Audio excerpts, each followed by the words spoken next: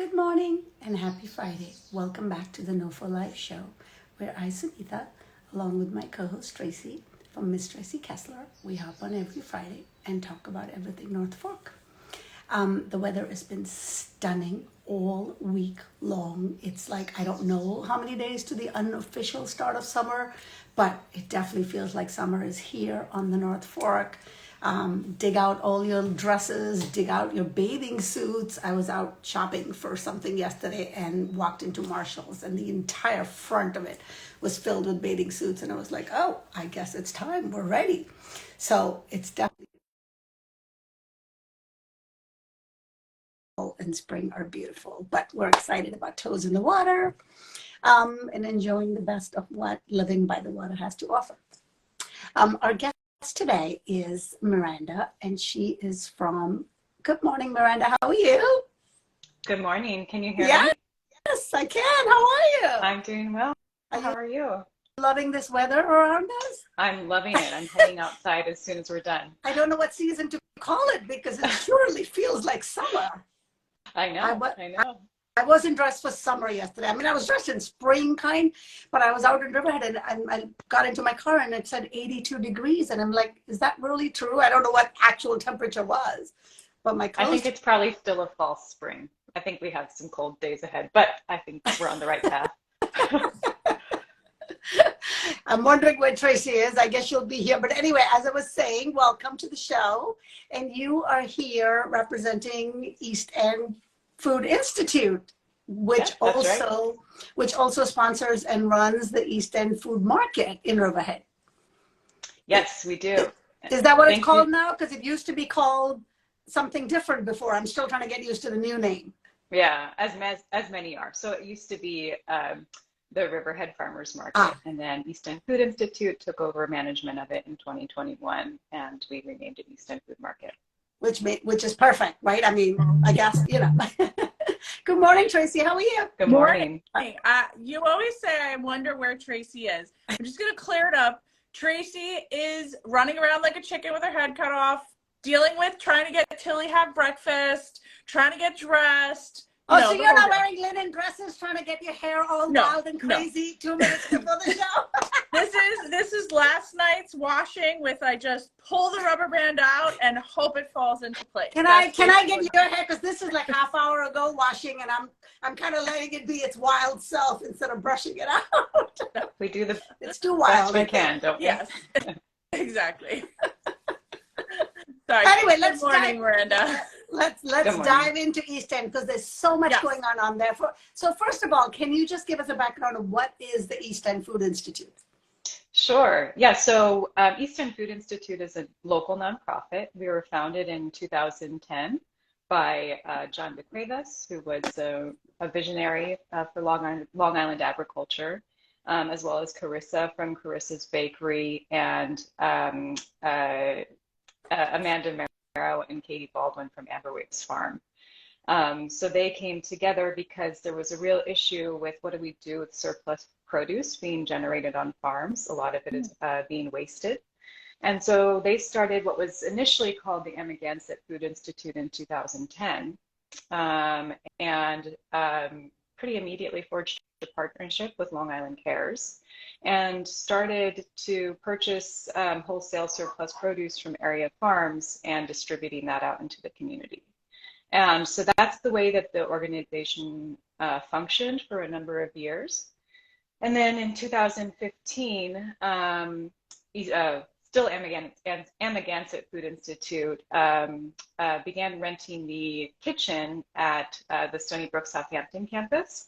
Mhm. And that's when the organization started to minimally process produce. And so what that means is oftentimes when we're getting or every time we get surplus produce from a farm, it's like 600 pounds of whole cauliflower, which is amazing.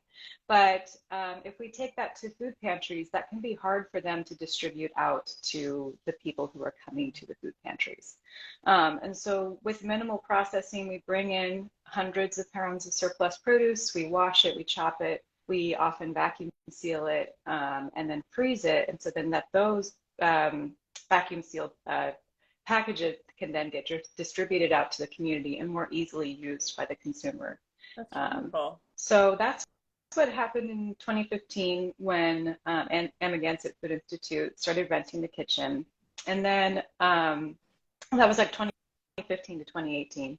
And we sort of kind of continued on that program for a long time, again, in partnership with Long Island Cares.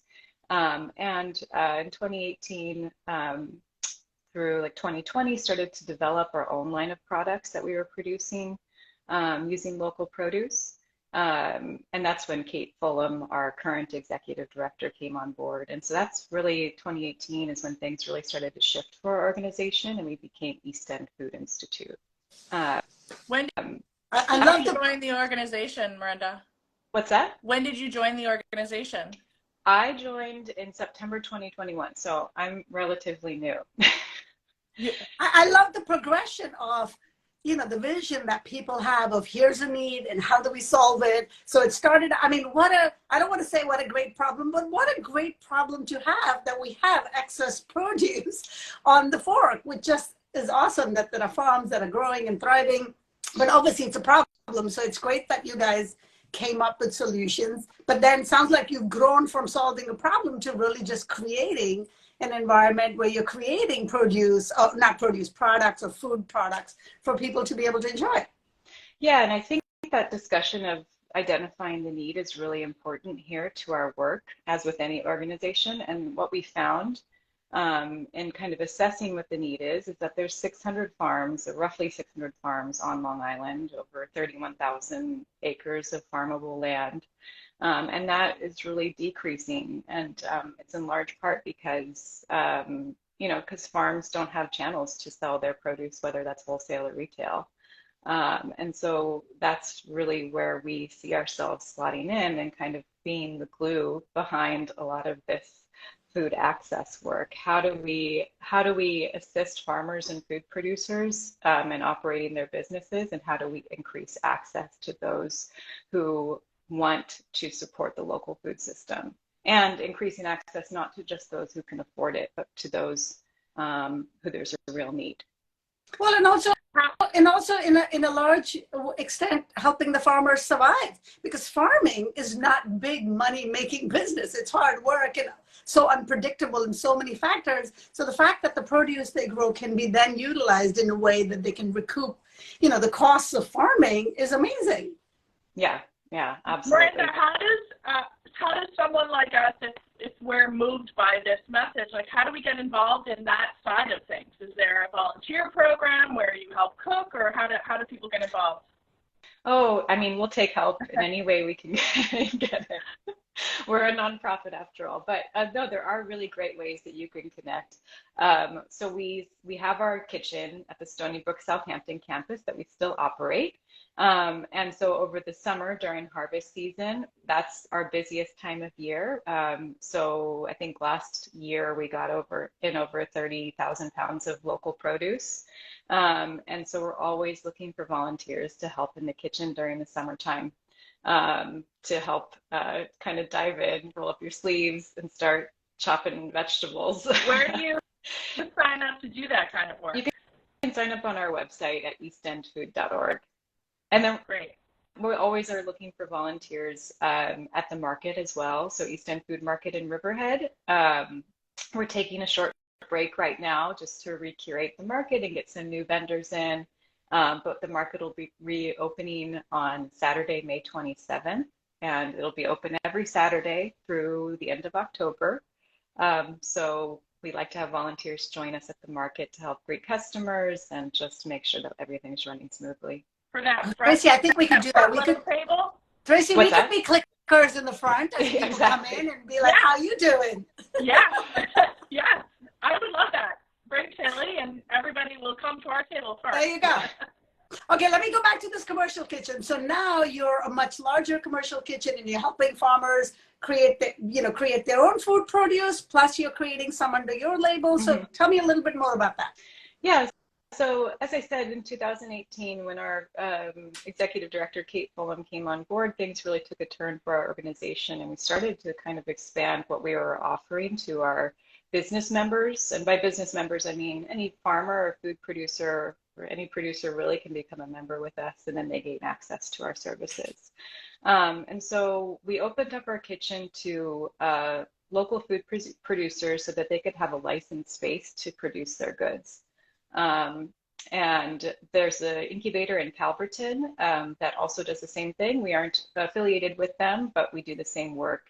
And it's really important because in order to have a viable business as a small food producer, you have to be able to have a licensed space to produce your goods. And oftentimes that can be difficult for folks to come by.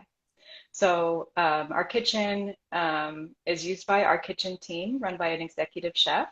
And so he develops our own line of products using local produce. And then he also co-packs for farms. So any farm out there who is maybe growing tomatoes and wants to start making a tomato sauce, they can come to us. Chef Jay will help them develop a recipe, and then we can actually produce it for them and scale it to production in our kitchen. That's amazing. So if you come into our kitchen at any point during the week, you'll see Chef Jay working on a variety of his projects, and then you'll probably also see a number of food producers in there making whatever it is that they produce.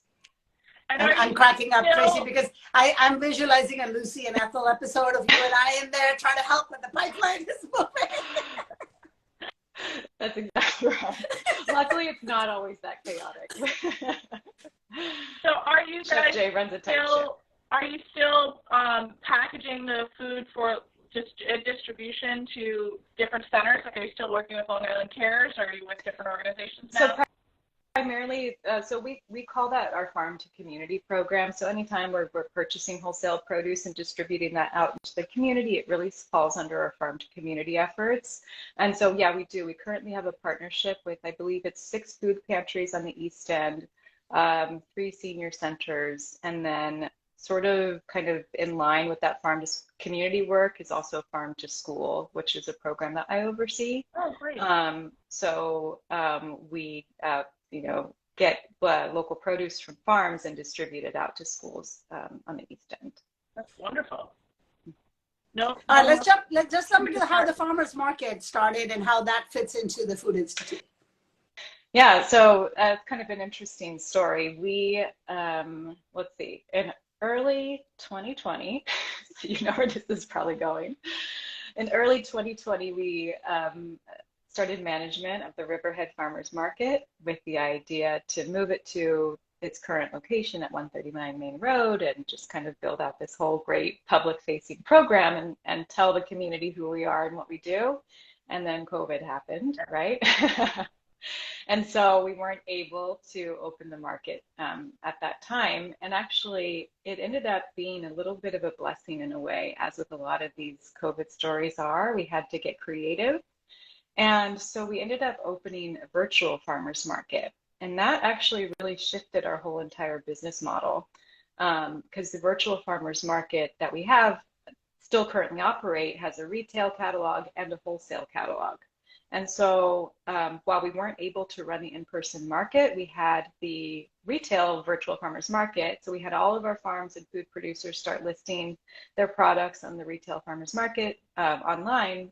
And then we actually fundraised for a refrigerated van.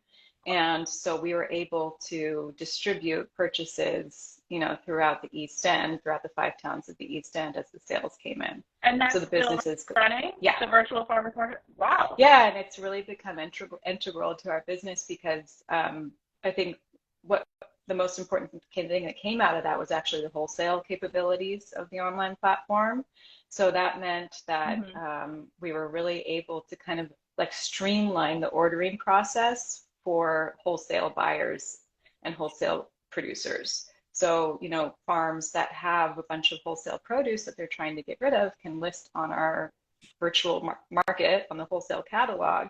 And then any customers, be it restaurants, schools, other institutions across the East End can log on and shop and place their orders, and then we can arrange delivery in our refrigerated van.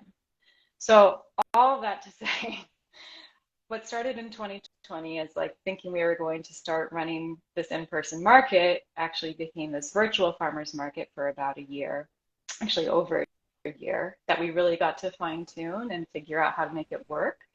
And then in 2021, November 2021, we were able to reopen the in-person farmers market at that corner of 105 and 25, the former site of the Homeside Garden and Florist.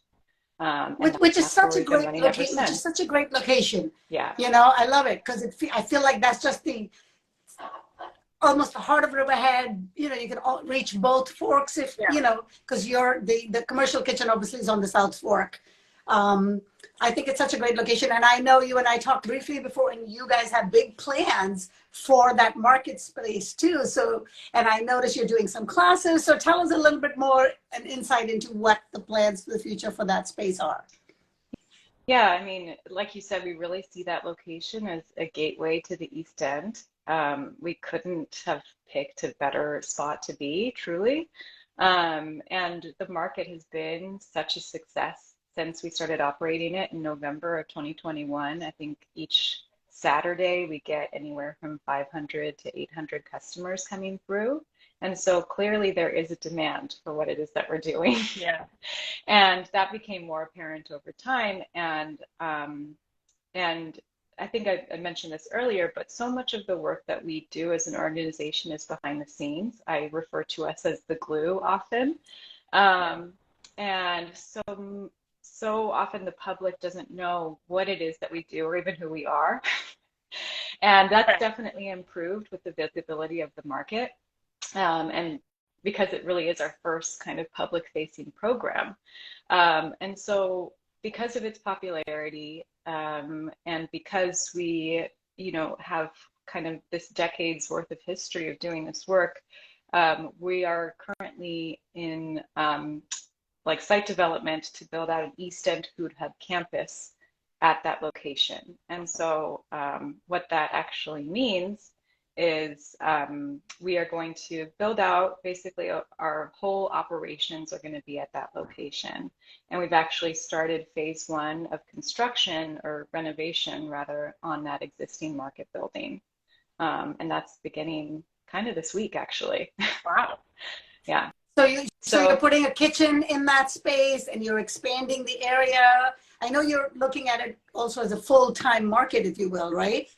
Yeah, so with the East End Food Hub project, we've sort of broken it up into 3 phases. So phase 1 is going to be the renovation of the existing market building. And so the whole market building is going to get a big upgrade. And then a portion of that building is going to be our shared community kitchen for food producers. And so if you're shopping in the market, you'll actually get to look through a big window and see all of the food producers making their goods back in the kitchen. And I think that'll just make people feel farm to table. Yeah. I mean, literally. Yeah. I think that'll just make people feel more connected to the work. And so we're in phase 1 right now. We actually have spent most of the week this week moving out of the market building. Our team was there getting everything out. We're moving it into a little storage facility back there. And then if you've driven by the market in the past 3 days, you'll notice that there's a big tent outside.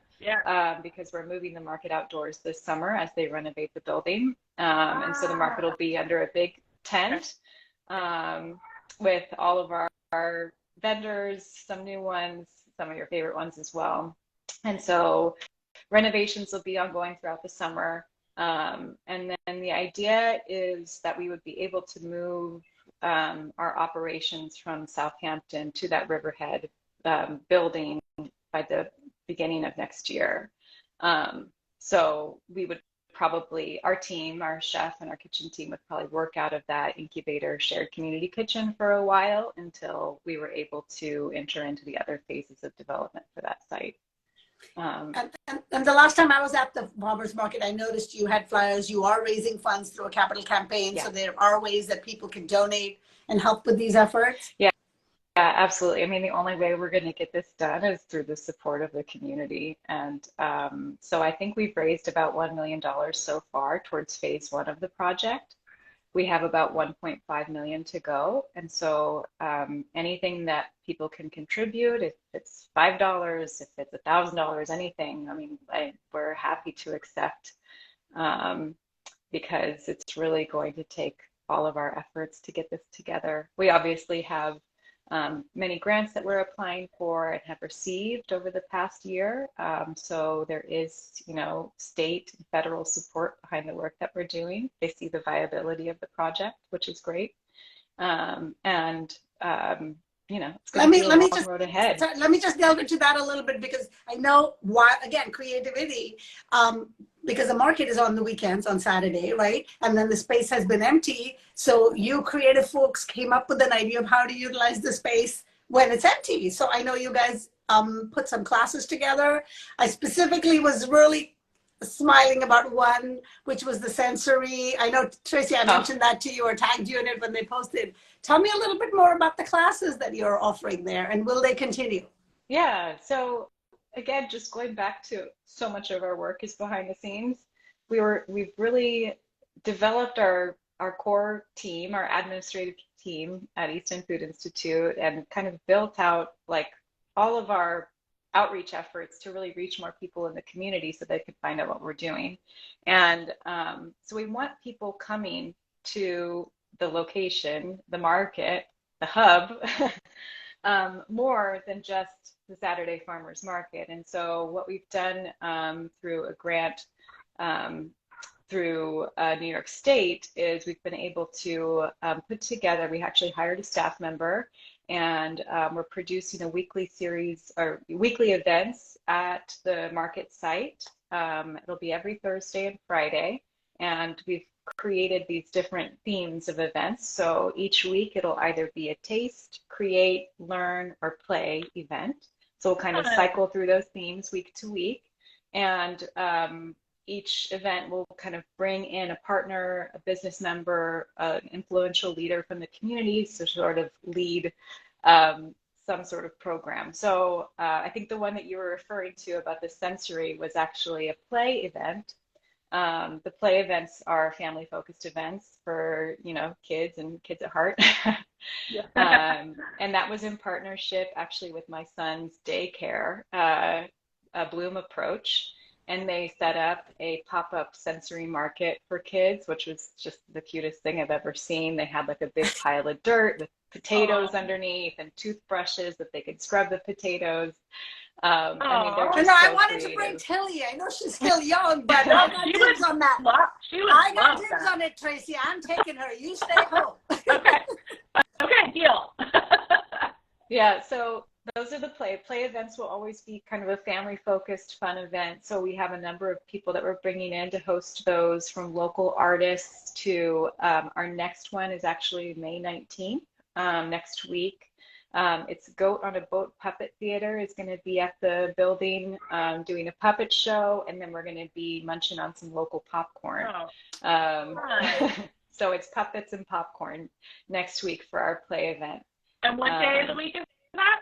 That is May 19th, which I think is a Thursday. Okay. Yeah, great. Yeah, so I'll just so we have the, I should describe the event categories a little bit more in detail because I realized I didn't do that. So the taste events are pretty self-explanatory. It's going to be a tasting of a local food or beverage.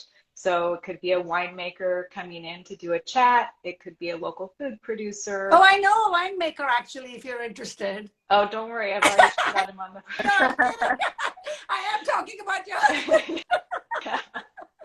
My husband is the winemaker at McCary and is actually going to be hosting a taste event in late August. It's going to be a great one. It's called, oh gosh, I'm going to blank on the name, but it's about sparkling wine.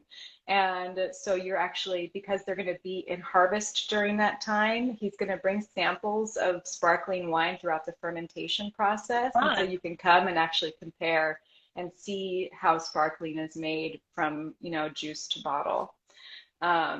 So taste events will be food and beverage focused events with, food producers largely out here. Create events are going to be art and craft workshops. So like paint and sip nights, we already did one of those with the local artist. You got to paint your own charcuterie board. We're going to have watercolor They got the chunky blanket class schedule. Let's go. And so create events, you'll always be taking home a project at the end of it.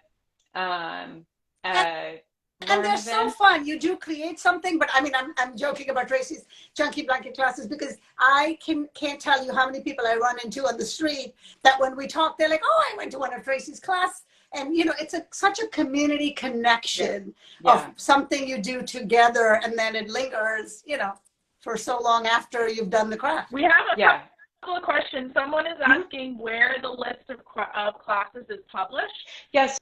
So everything is going to be on our website, eastendfood.org. If you go to the events section, we have a whole calendar of events scheduled for 2023. We're kind of trickling them out on the events calendar.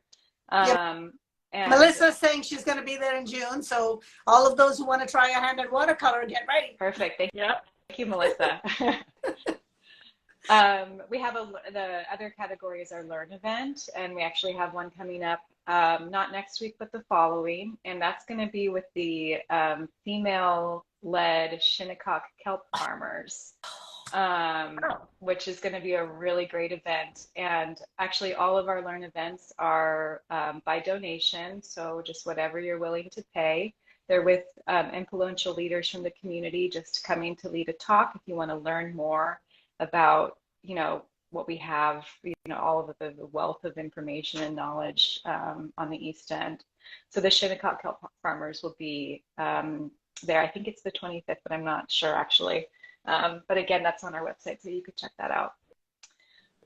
I feel like we could talk to you for an hour. This is one of the few times I feel like a half-hour show is not enough. So I definitely want to extend the invite and make sure you're coming back in our next season, which ends really next week, because there's so much more I think you can share and let us know, because Tracy and I feel like we have our ear to the ground on the North Fork and know a lot. But frankly, even though I knew about the East End Food Institute and the market, I didn't know as much as you shared today.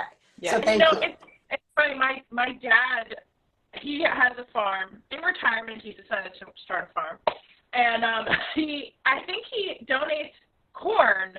And I was always like, what are you donating corn to? Because all I knew was the farmer's market. And I was like, where is this corn that you've been donating? So now it's starting to make sense. Like Sunita said, it's like there's just so much to learn. Well, and just to clarify, we don't ask for donations of surplus produce from area farms. We want to support their businesses, so we buy it.